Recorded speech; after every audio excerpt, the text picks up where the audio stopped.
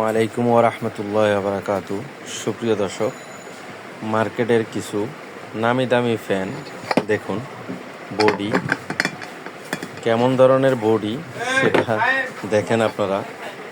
আমার মনে হয় প্লাস্টিকের বডি, এরকম হালকা একটা বডি, যে কখনো কয়েল চেঞ্জ করার সময় কি একটা প্রবলেমে পড়বে, এই বডিগুলো কীভাবে বসাবে, কিভাবে ম্যানেজ করবে বোঝা যাচ্ছে না, কিভাবে ঠিক করবে।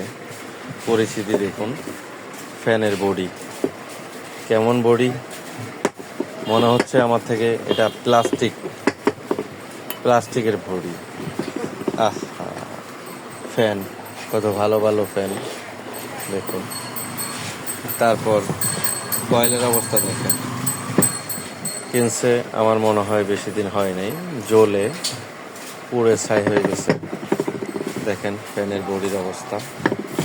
এখানে তো জ্বলছে লোকগুলা, এদিকে পুরাটাই কয়েল জ্বলে গেছে। তো মার্কেটে এইটাই হেভি ফ্যান মনে হচ্ছে। মানুষ উপর দিয়ে একটু ডিজাইনেবল দেখে অনেক সুন্দর মনে হয়, কিনে নিয়ে আসে। আসলে বাতাস তো নাই, ভিতরেও কিছু নাই। দেখেন কলিজা কেমন, বডি তো একদম হালকা। যাক, আলহামদুলিল্লাহ। সবাই ভালো ফ্যান কিনলে আমরা কাজ করব কিভাবে? আমরাও তো কাজ করে খেতে হবে না? আমরা ইলেকট্রিশিয়ানের কি হবে? ঠিক আছে, আপনারা যত নামি দামি ফ্যান কিনবেন, কিনে খারাপ হইলে আমাদের কাছে আসবেন, আমরাও কাজ করে 2টা পয়সা পাবো ইনশাল্লাহ।